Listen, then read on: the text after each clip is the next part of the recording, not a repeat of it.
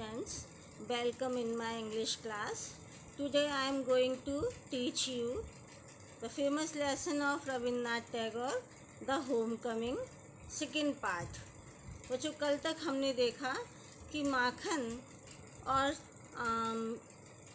फटिक चक्रवर्ती अपनी माँ के साथ रहते थे और माखन कितना शैतान बच्चा था और वो अपनी मामा से मिला।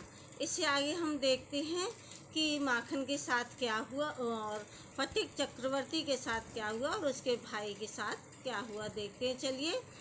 It was an immense relief to the mother to get rid of फटिक। देखो, जब माखन के घर और फटिक चक्रवर्ती के घर उनके मामा आए तो मामा ने फटिक चक्रवर्ती को ले जाने के लिए अपनी बहन से कहा, तो उनकी बहन तैयार हो गई और फटिक चक्रवर्ती भी तैयार हो गया। यहाँ पर हम यही देखते हैं कि it was an immense relief to the mother to get rid of Phatik, कि बहुत ज़्यादा ही उसकी माँ को आराम मिला कि वो अब फटिक से अपना पीछा छुड़ा लेगी। पीछे छुड़ाने से मतलब है कि फटिक अब मामा के साथ जाकर पढ़ना लिखना शुरू कर देगा। तो she was a prejudice against the boy, और वो अपने बेटे के प्रति पूर्वाग्रह था उसके अंदर। कि no love was lost between the two brothers, कि इस समय दोनों भाई आपस में प्रेम नहीं करते हैं, लेकिन वहाँ जाने पर फटिक सुधर जाएगा और फिर बाद में सब सही हो जाएगा। She was in daily fear that he would either drown Makhan someday in the river or break his head in a fight or run him into some danger or other. उसका कारण ये था कि वो इससे पहले फटिक अपने भाई माखन से बेहद चिढ़ता था और उसे परेशान करता था। इस वजह से उसकी माँ, she was in daily fear, उसकी माँ हमेशा ही ये डरती रहती थी that he would either drown Makhan, कि या तो वो माखन को गिरा देगा और समडे इन द रिवर, नदी में किसी भी दिन, और break his head in a fight, या फिर लड़ाई में उसका सिर भी तोड़ सकता है, यानी उसे हानि भी पहुंचा सकता है, चोट पहुंचा सकता है, और run him into some danger or other, या उसे किसी और खतरे में डाल सकता है। At the same time she was somewhat distressed to see Phatik's extreme eagerness to get away, लेकिन इस समय उसे बेहद ज़्यादा वो दुखी हो रही थी। डिस्ट्रेस मीन्स दुखी होना। To see Phatik's extreme eagerness to get away, कि फटिक बहुत आसानी से और उत्सुकता से वहाँ जाने के लिए तैयार हो गया है, यानी अपनी माँ को और अपने भाई को छोड़ने के लिए तैयार हो गया है। बच्चों, इस पैराग्राफ में हमने देखा कि इंग्लिश में हम देखते हैं कि Phatik Chakravarti mother was very happy when he saw that his brother was taken Fatik to his with himself to Kolkata. She was very happy. She had a prejudice against the boy because she knew about his boy that there was no love between his two sons, and she was afraid of Fatik, that Fatik might drown Makhan in the river one day, or she might harm his second brother Makhan anyhow, and otherwise he would run him into the danger. So she wanted to get rid of Fatik and wanted to send him with his brother to Kolkata, to Fatik Chakravarti. Fatik, as soon as all was settled, kept asking his uncle every minute when they were to start. फटिक जैसे ही ये सब settle हो गया कि वो अब अपने मामा के साथ जाने वाला है, तो वो अपने मामा से हर मिनट यही पूछता था कि अब वो कब वहाँ जाने वाले हैं, यानी कोलकाता के लिए कब निकलने वाले हैं। She was on pins and needles all day long with excitement, यानी पूरा ही दिन वो हर मिनट पर एक्साइटेड रहा और ये पूछता रहा, ले awake most of the night, और इस वजह से वो रात में भी आराम से सो नहीं पाया। यानी इतना उत्सुक और बेचैन रहा कि कब वो कोलकाता के लिए निकले, इसलिए वो सो नहीं पाया। ही bequeathed to Makhan to perpetuity his fishing rod, his big kite and his marvels. bequeathed माने उसने अपनी विरासत वाली चीज़ें, यानी जो उसके पास सबसे कीमती चीज़ें थी वो भी उसने उस समय माखन को दे दी, जैसे कि अपनी फिशिंग रॉड, मछली पकड़ने वाला कांटा, हिज बिग काइट, उसकी एक बड़ी पतंग, एंड हिज मार्वल्स, और उसने अपने खेलने वाले कंचे। ये सभी चीज़ें indeed at the time of departure his generosity between towards Makhan and was unbounded. Unbounded माने असीमित, बहुत ज़्यादा, और जनरसिटी माने उदारता। डिपार्चर मीन्स अलग होते समय। जब वो माखन से अलग हो रहा था, यानी जब वो कलकत्ता जा रहा था अपने मामा के साथ, तो उसके अंदर माखन के प्रति इतनी उदारता और दया उमड़ आई कि उसने अपनी सारी चीज़ें उस माखन को दे दी। तो in this paragraph the author has described the eagerness and excitement of Phatik when he was going to Kolkata with his maternal uncle. So he all the things which he possessed with himself, he gave Makhan with a generous mind and heart, as the fishing rod, big kite and marbles, etc. When they reached Calcutta, Phatik made the acquaintance of his aunt for the first time. जब फटिक कोलकाता पहुंचा तो उस सबसे पहला परिचय उसकी अपनी aunty से यानी मामी से हुआ, और जिनसे वो पहली बार ही मिला था। She was by no means pleased with this unnecessary addition to her family. She means यहाँ उसकी मामी कि मामी बिल्कुल भी प्रसन्न नहीं हुई। प्लीज़ माने प्रसन्न हुई, यानी उसको देखकर उन्हें बिल्कुल खुशी नहीं हुई जब उसने ये देखा कि अननेसेसरी एडिशन यानी अनावश्यक एक बोझ हमारे परिवार पर आ गया है। यानी मामी ने जब उसे देखा फटिक को तो वो बिल्कुल बहुत ज़्यादा परेशान हुई और दुखी हो गई। She found her own 3 boys quite enough to manage without taking anyone else. क्योंकि वो फाउंड माने जानती थी कि उसके अपने 3 लड़के ही, अपने 3 बेटे ही काफ़ी हैं जो किसी और को लाए बिना ही वो उनकी व्यवस्था कर सकती है। मैनेज माने व्यवस्था करना, यानी उसके परिवार में उसके 3 बेटे थे जिनके लिए वो जानती थी कि किसी और के आने की आवश्यकता नहीं है। And to bring a bless lad of 14 into their midst was terribly upsetting। और उनके लिए to bring a village lad यानी एक गांव के लड़के को, वो भी 14 साल के गांव के लड़के को अगर ले जाया जाए, उनके बीच में लाया जाए, तो ये बहुत ज़्यादा ही टेरिबली माने अत्यधिक अपसेटिंग, उनको परेशान करने वाला था। तो आप देख रहे हैं ना कि his aunt did not want anyone in her family, whether it was Phatik or any one person. So she was very unhappy to see Phatik in her family, and it was a burden for him, for her. Vishambhar should really have thought twice before committing such an indiscretion. और इस समय वो कह रही है कि उसके पति जो विशंबर हैं उन्हें एक बार नहीं बल्कि 2 बार, ट्वाइस माने 2 बार उन्हें सोचना चाहिए इस बात के लिए कि वो ये इतना बड़ा कमिटिंग सच एन इनडिस्क्रेशन, यानी कि इतनी बड़ी इररिस्पॉन्सिबिलिटी जो वो ला रहे हैं, उत्तरदायित्व जो सौंप रहे हैं, वो कितना बड़ा उनके लिए अपराध है। यानी वो अपने पति विशंबर को ही इस बात के लिए का अपराधी ठहराती है। In this world of human affairs, there is no worse nuisance than a boy at the age of 14।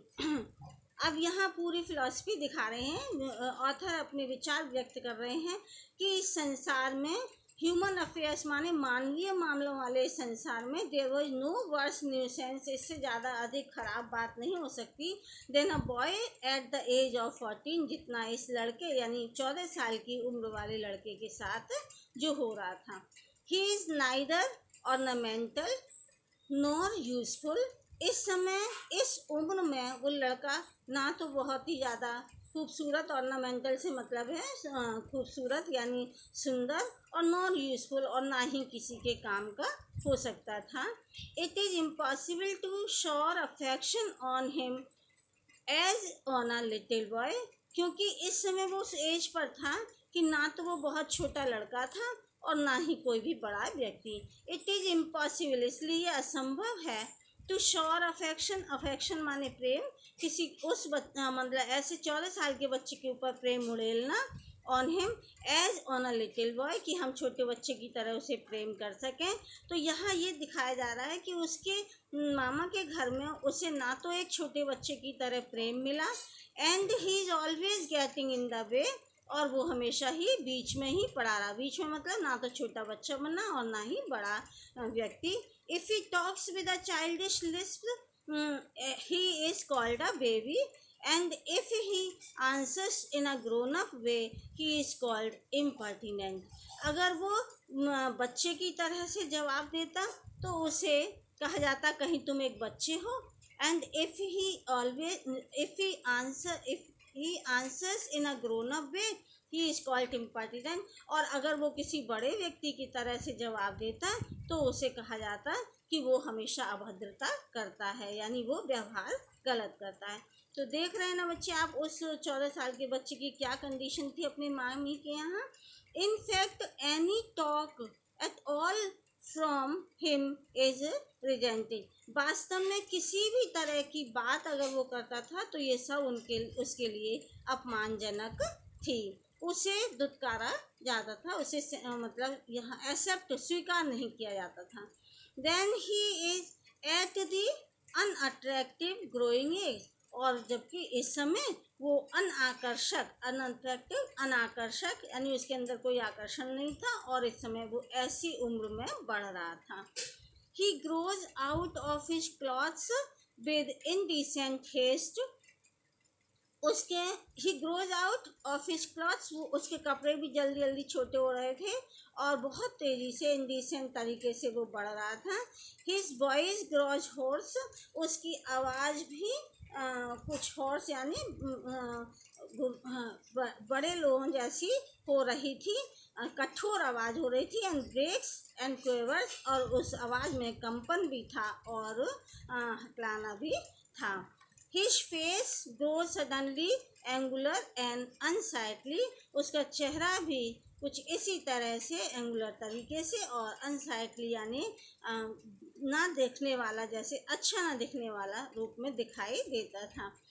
It is easy to excuse the shortcomings of early childhood, और ये आसान था कि जो प्रारंभिक बचपन है उसकी कमियां यहाँ ना देखी जाएं, but it is hard to tolerate even unavoidable lapse in a baby of 14, लेकिन ये भी मुश्किल था कि एक 14 साल के बच्चे में कुछ ऐसी उनको हम सहन नहीं, बिना अनअवॉइडेबल यानी जिसको हम अवॉइड नहीं कर सकते, ऐसे बातों को हम सहन करना हमारे लिए मुश्किल रहता है।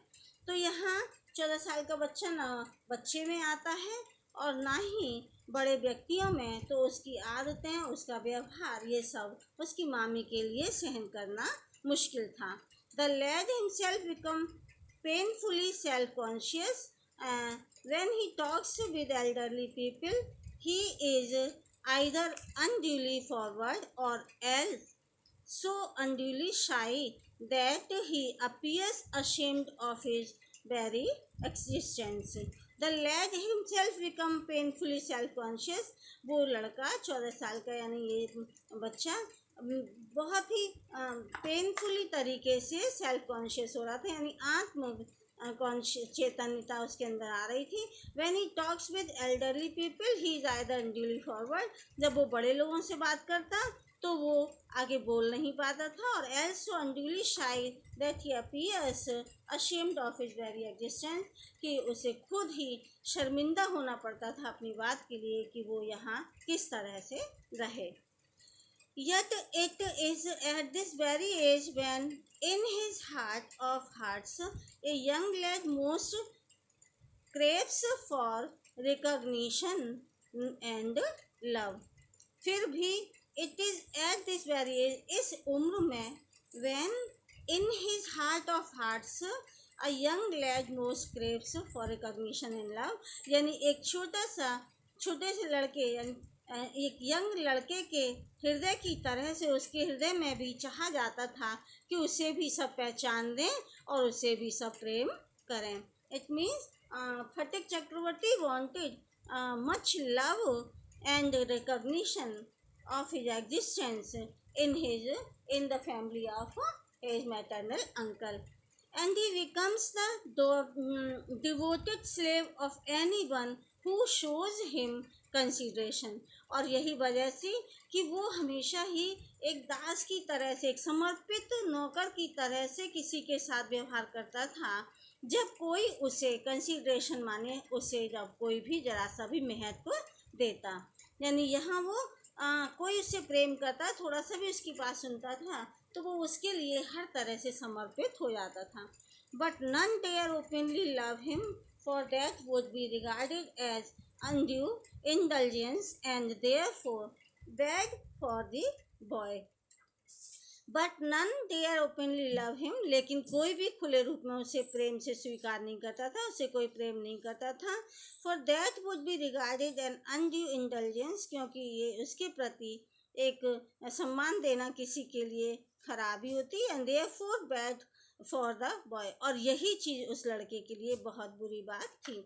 सो what with scolding and chiding, और इसीलिए डांटते हुए और फटकारते हुए, चाइल्डिंग मीन्स फटकारते हुए, डांटते हुए, he become very much like a stray dog that has lost his master, वो बिल्कुल एक ऐसे आवारा कुत्ते की तरह से हो गया था कि जिसने अपने एक मालिक को खो दिया है. यानी उसके साथ उसकी मामी के यहाँ व्यवहार बिल्कुल भी अच्छा नहीं हुआ और उसे कोई भी प्रेम नहीं मिला. For a boy of 14, his own home is the only paradise. अब आप समझिए यहाँ कि वो किसी दूसरे घर में गया, यानी अपनी मामा के घर में गया है, इसलिए यहाँ ये बताया जा रहा है कि एक 14 साल के लड़के के लिए केवल उसका घर ही एक स्वर्ग की तरह हो सकता है. यानी उसकी माँ कितना भी उसको डांटती, भाई से कितनी भी लड़ाई होती, लेकिन उसे ये एहसास नहीं होता था कि वो कहीं और है. लेकिन यहाँ एक 14 साल के लड़के के लिए यानी फटिक के लिए उसका घर ही उसे अब स्वर्ग लगने लगा था. To live in a strange house with strange people in little short of torture, while the height of the bliss is to receive the kind of looks of women and never to be slighted by them. To live in a strange house, उसके लिए एक अजीब घर में, यानी यहाँ इससे पहले तो वो कभी आया नहीं था, सबसे पहली बार यहाँ आया और यहाँ व्यवहार देखना, तो इस अजीब माने अजनबी घर में रहना विद स्ट्रेंज पीपल, और अजनबी लोगों के साथ, is little short of torture, ये उसके लिए बहुत ही यातना को सहना था. While the height of bliss is to receive the kind looks of women and never to be slighted by them. और ये जबकि हाइट ऑफ ब्लिस यानी आनंद की उसकी जो चरम सीमा थी वो प्राप्त करना, वो भी ऐसी औरतों के बीच में उसके लिए मुश्किल था. Never to be slighted by them, जो उसके लिए कभी भी दिखाई नहीं दी जाती थी. It was anguish to Phatik to be the unwelcome guest in his aunt's house. ये मैं तुम्हें पहले बता चुकी हूँ कि उसकी आंटी उसे बिल्कुल भी पसंद नहीं करती थी, घर के मेंबर उसे पसंद नहीं करते थे, केवल मामा के सिवा. तो इट वॉज एंग्विश टू फटिक, ये फटिक के लिए बहुत ही नाराज़गी वाला वो था, क्रोध में लाने वाला था कि to be unwelcome guest in his aunt house, कि वो अपनी आंटी के घर में एक असम्मानित और बिना स्वागत किया हुआ वो मेहमान था. डिस्पाइज्ड बाई द एल्डरली वुमेन, और उसकी बड़ी मामी के द्वारा जो घृणित दृष्टि से देखा जाता था. एंड स्लाइटेड टू एवरी ओकेजन, और हर अवसर पर उसे यहाँ पर यातना या पीड़ा सहनी पड़ती थी. If she ever asked him to do everything for her, अगर वो उससे कुछ भी, if she ever asked him to do anything for her, अगर वो उसके लिए कुछ भी उससे कहती थी कि उसके लिए कुछ भी करना है, तो he would be so overjoyed that he would overdo it, कि वो इतना खुशी से उस काम को करता था और हमेशा ही उसे बहुत ही आसानी से लेता था और ज़्यादा से ज़्यादा करने की कोशिश करता था. And then she would tell him not to be so stupid but to get on with his lesson. लेकिन वो हमेशा ही यहाँ उसको बताती थी कि not to be so stupid, कि इतना मूर्ख नहीं बने, इतना बेवकूफ़ी में काम नहीं करे, but to get on with his lessons. लेकिन उसे अपना कोई ना कोई सबक सिखाती थी या उसे हमेशा कोई ना कोई पाठ पढ़ाने को देती थी, अर्थात उसे उसमें भी कुछ ना कुछ सबक सिखाती थी, लेसन सिखाती थी. थैंक यू बच्चों. और हम इसे आगे थर्ड पार्ट में देखते हैं.